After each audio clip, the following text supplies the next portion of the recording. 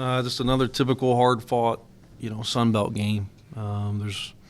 Every game's tough. You look at the scores today, but we as a program we try to take some stairs. I felt like today we took some. I think this is most Sun Belt wins ever. First time to sweep 3 teams. We've got hopefully one more to go there, but certainly felt like we took some stairs today in a hard-fought game. That's a team that swept Georgia State, beat Little Rock at Texas State, and so they're certainly capable of it. But we held them off. Can you talk a little bit about the opening lineup of the day, and then kind of maybe roll that into Justin? 24 points, 6 boards, 4 assists, 3 steals. Clearly good day for him, but what went into your decision to start the starting lineup? Yeah, I mean, as a coach, I've got to be fair, consistent to everybody. And early in the season, I took Hunter out of the starting lineup based off several games of play. It wasn't emotional. Took Delph out of the starting lineup. Felt like after, Justin has had 4 games where he just hasn't played his best. And so I said, let's get you going by bringing you off the bench. It's all about who finishes, not who starts. And so certainly he responded, and I thought that, he was in the gym a lot yesterday.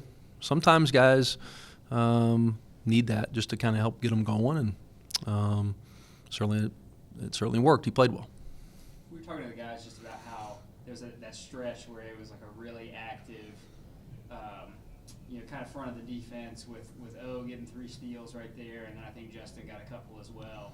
I don't know if that was kind of what you guys were looking to do right off the bat, but what do you think kind of allowed that activity to happen and I think we scored some, and sometimes when you score, you play better defense. It shouldn't work that way, but I felt like we got going a little bit offensively, and our guys got revved up, and we didn't change anything. We made one adjustment defensively during the game, but it wasn't at that moment. I thought that the guys got behind the crowd a little bit, which our crowd was outstanding, and just fed off their energy scoring. So in the first half, you guys shot 2 of 13 from 3-point range, and then in the second half, shot 3 for 5. Was that an adjustment that y'all made, trying to get to the basket more in the second half? Yeah, I felt like early on we were settling for threes too much, even against their man. That's not who we are. And I didn't tell our guys not to shoot threes, but it was emphasized. Basically, the ball's got to touch the paint first. And it made us more aggressive. And it certainly helped. I don't know if this was the defensive adjustment you were talking about, but I noticed in the second half, a lot of Kendall Lewis on Gordon. And he, it worked. It was 1 for 8 in the second half, only 2 points.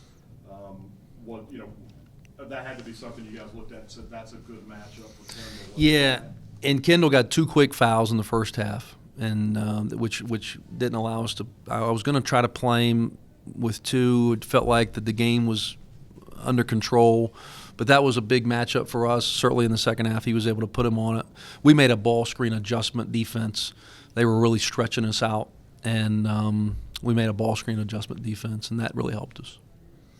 How important with the special day, the 100th anniversary celebration, all that kind of stuff, all of the people that were in the stands today, how important was it for you guys to come out and get a victory and turn in a good performance? It was special. I invited those guys to practice last night, to shoot around today.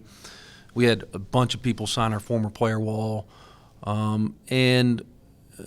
Certainly the 100th anniversary celebration. I thought it was a great crowd. I thought it was a great energy in the building, and certainly we appreciate it and we fed off of it. I thought that, certainly when the emotions of the game's going on, you don't think about that, but I felt like I invite those guys to practice and shoot around, and I talked to our guys about today's alumni game, and I think we had 53 former players and their families, and I think that's the most we've had in a while. And that's a sign of a good program when people are wanting to come back and come back home to Boone. And so we're getting ready to have dinner with them, and so I thought it was a great celebration, certainly to cap it off with a hard-fought win. But that was huge, having all the people back and see that. We got several Hall of Famers here.